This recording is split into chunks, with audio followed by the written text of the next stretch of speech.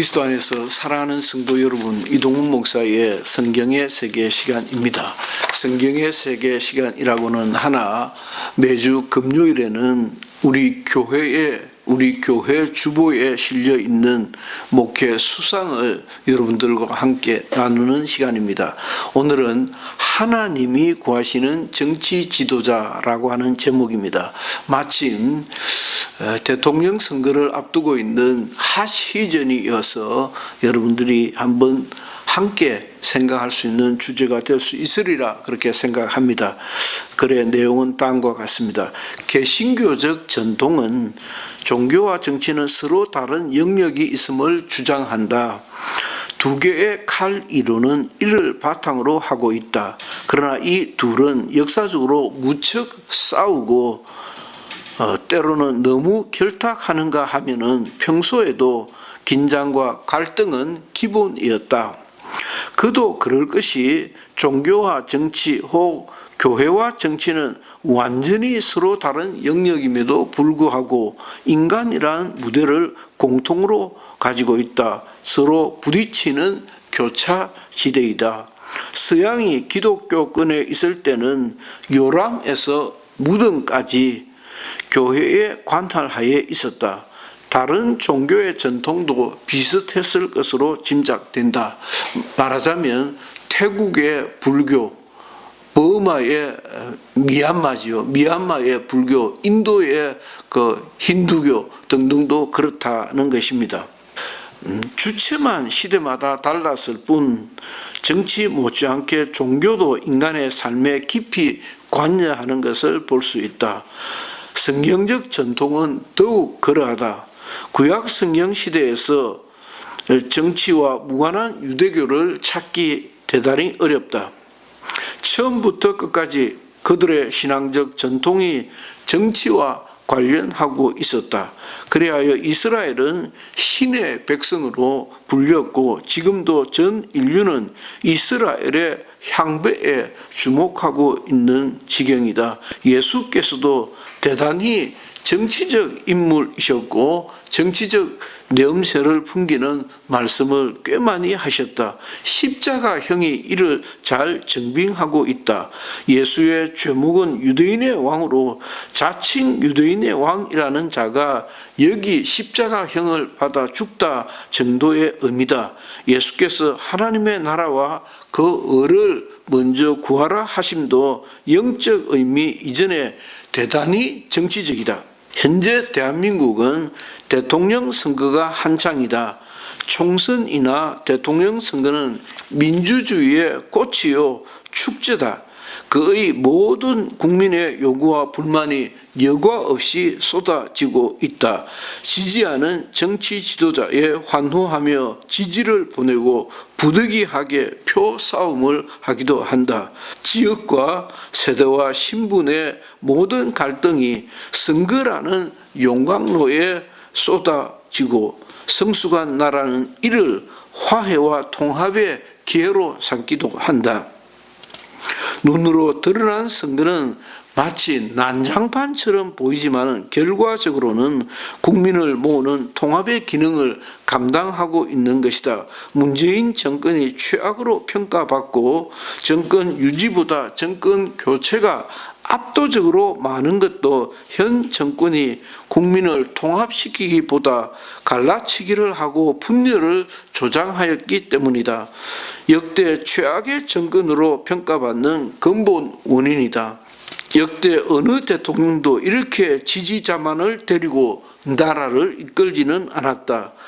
문재인 대통령이 취임사에서 자신은 퇴근길 광화문에서 만나는 모든 국민들의 대통령이 되겠다고 한 말은 완전 거짓이요 사기였다. 참 나쁜 대통령, 자격 미달의 통치자였다.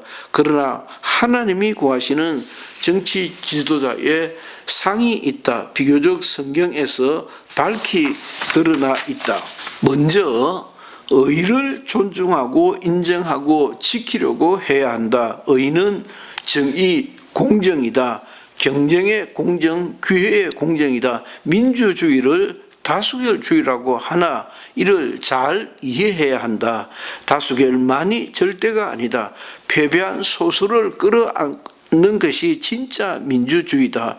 소수 의견을 존중하는 것이 진정한 공정이요 의다. 둘째, 정직이다. 말이 한결같아야 한다. 현 우리나라 대통령 선거에는 완전 사기꾼, 거지 같은 이가 나와 입만 열면 거짓말을 하고 국민의 마음을 흔들어 놓고 있다. 그는 악의 화신이요 거짓의 압이다. 이런 사람을 후보자로 선정한 정당은 마땅히 국민의 준엄한 심판을 받아야 옳다.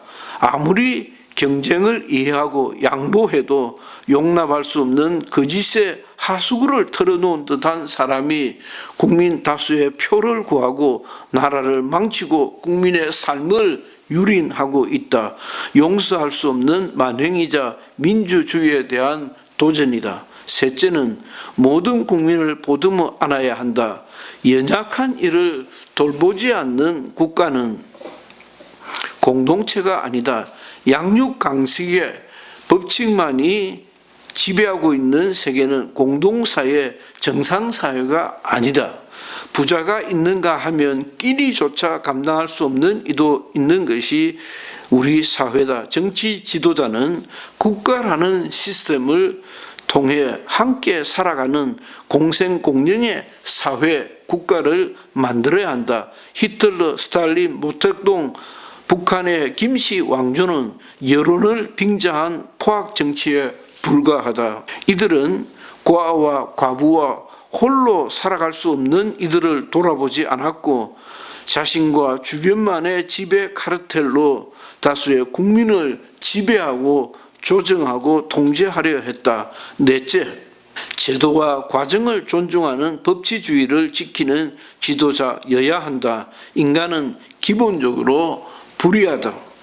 법의 지배를 강조하는 이유다. 인간이 설정한 법의 지배는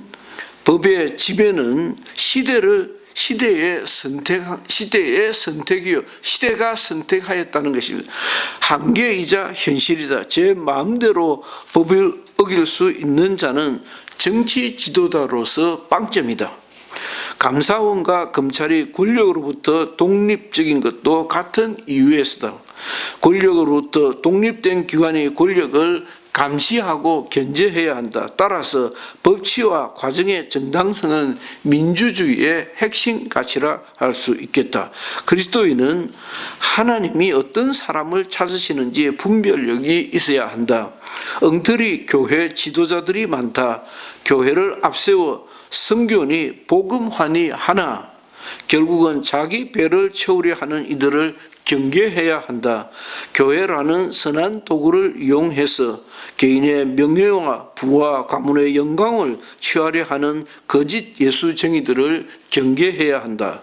하나님이 쓰시는 사람의 출현을 위하여 기도하자.